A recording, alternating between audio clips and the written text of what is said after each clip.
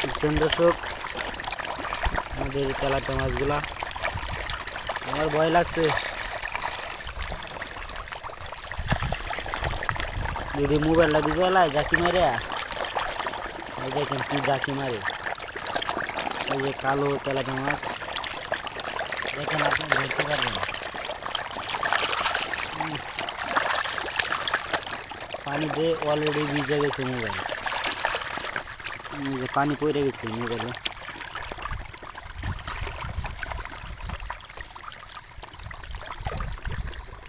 এখনো বড় হয় নাই, ছোটো ছোটো আছে। আমরা কেজির উপরে কেজি বানানোর চেষ্টা করছি, দেখা যাক ইনশাল্লাহ কি হয় লাস্ট পর্যন্ত।